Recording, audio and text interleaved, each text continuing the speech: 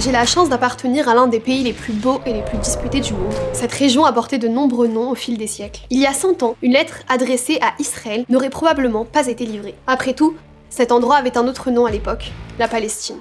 C'est écrit partout, sur les documents officiels, dans les journaux, sur la monnaie. Alors, que s'est-il passé? Israël a-t-il pris la place d'un pays qui s'appelait autrefois Palestine? Et si cet endroit s'appelait Palestine, pourquoi s'appelle-t-il Israël aujourd'hui? Plongeons au cœur du sujet. Je vais vous raconter l'histoire de ce foyer. Le nom d'Israël, qui a servi à la fois à désigner un lieu, une personne et tout un peuple, trouve son origine dans la Bible hébraïque. Vous vous souvenez du patriarche Jacob, fils d'Isaac, petit-fils d'Abraham? Jacob avait une grande famille. Ses descendants sont connus sous le nom d'enfants d'Israël ou Israélites. Nous, les Israélites, on retrouve l'origine de ce nom lié à un combat mémorable décrit au chapitre 32 de la Genèse. Une nuit, Jacob est attaqué par une figure mystérieuse, probablement divine. Il lutte jusqu'à l'aube. Lorsque le soleil se lève et que le combat prend fin, Jacob exige une bénédiction de son adversaire. À la place, l'attaquant lui donne un nouveau nom, dont une des traductions est la suivante. Celui qui lutte avec Dieu. En hébreu, Israël. C'est assez approprié pour un pays aussi disputé, non? Mais la Bible hébraïque ne constitue pas la seule trace du nom Israël. Au XIIIe siècle avant J.C., un pharaon égyptien nommé Meremta fit ériger une stèle pour consigner ses victoires militaires. Parmi ces victoires, Meremta mentionne sa défaite d'Israël et de Canaan, un autre nom pour désigner la même région.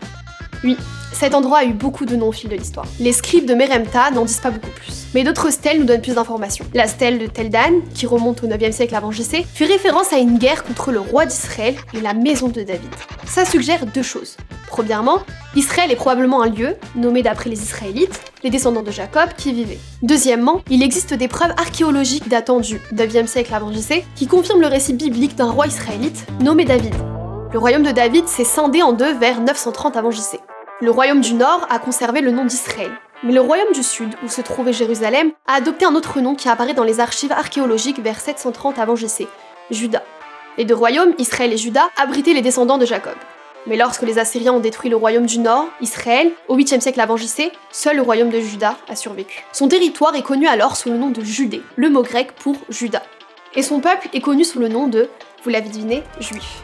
Les noms d'Israël et Juda sont donc anciens. Ils désignent des lieux où les Juifs ont établi une monarchie et où ils ont été présents de façon continue depuis au moins le 12e siècle avant J.C. jusqu'à aujourd'hui. C'est pourquoi le nom d'Israël ou Judée est si important pour les Juifs. Il réaffirme le lien entre notre histoire et notre présent, entre notre peuple et notre terre.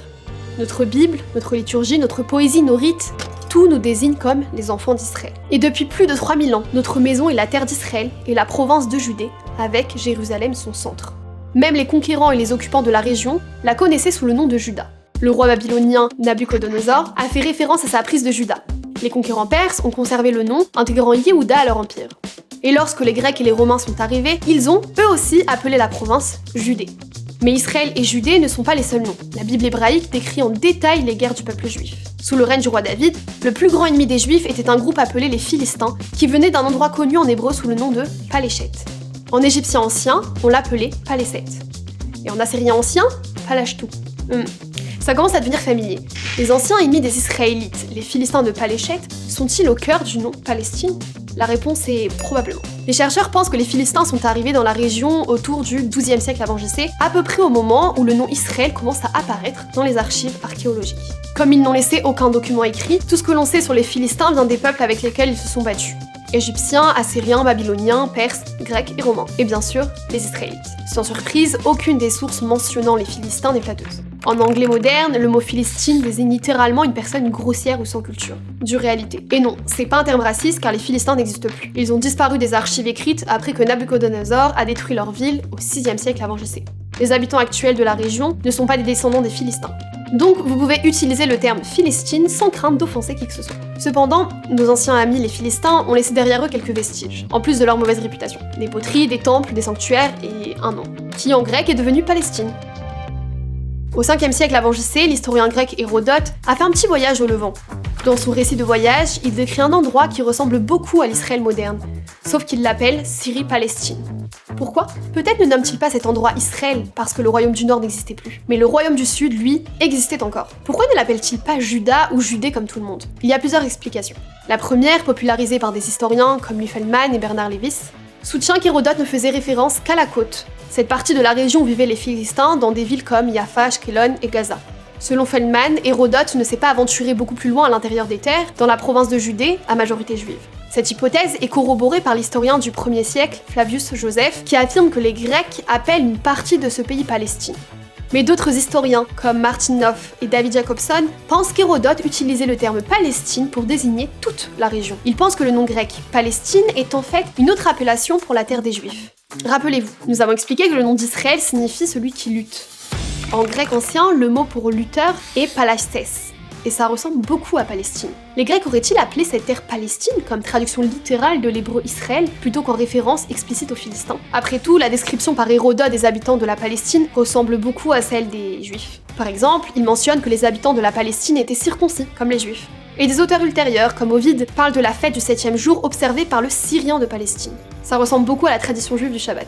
Intéressant, non? Le nom Palestine est ensuite resté. Ses contours exacts restent ambigus. Dans certaines sources, il est mentionné avec la Judée, dans d'autres, il est présenté comme une terre juive, et dans de nombreux autres, il est associé à la Syrie. Puis les Romains sont arrivés.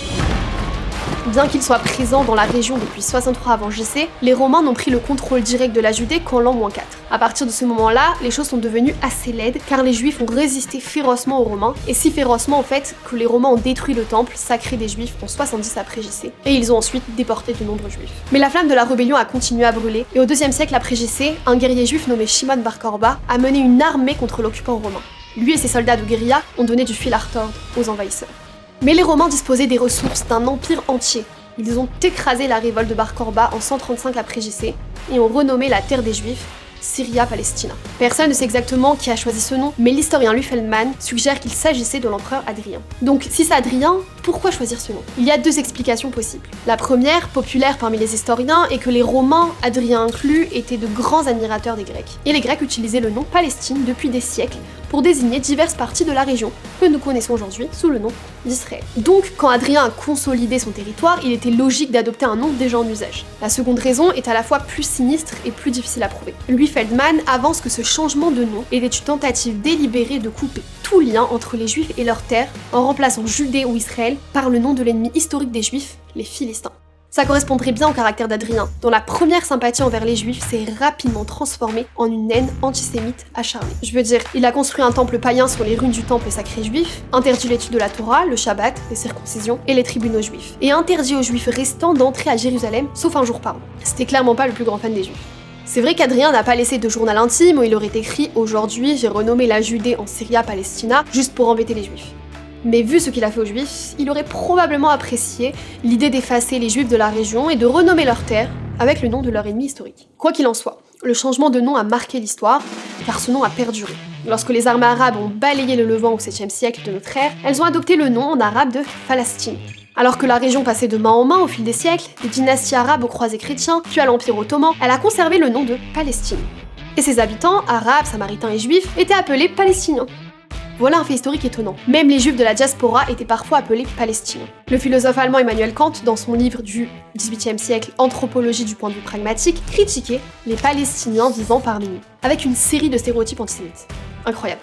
Donc oui, c'est vrai, l'Israël moderne a été établi dans une région qui était autrefois connue sous le nom de Palestine. Bien qu'il n'y ait jamais eu de pays arabe autonome nommé Palestine, les habitants de la région étaient connus sous le nom de Palestiniens. C'est pourquoi les journaux juifs, les équipes de football, les billets de banque, les certificats d'immigration, que je vous ai montré au début de cette vidéo, font référence à la Palestine. Tellement de juifs s'identifiaient au nom et à l'histoire de la Palestine que le nom fut presque conservé comme le nom arabe de l'État juif. Mais regardez bien ces 2 lettres juste là. Oui, c'est l'abréviation pour l'autre nom de la région, celui qui a soutenu le peuple juif malgré les milliers d'années d'exil. Celui qu'ils utilisaient depuis le XIIe siècle avant JC, celui qui représentait leur lien ancien avec leur patrie, Eretz Israël, la terre d'Israël. Peu importe où ils se trouvaient en exil, les Juifs se tournaient vers Jérusalem et priaient pour Eretz Israël, le foyer qui est tombé dans le sang et le feu il y a 2000 ans, le pays qui s'est relevé en un état moderne en 1948.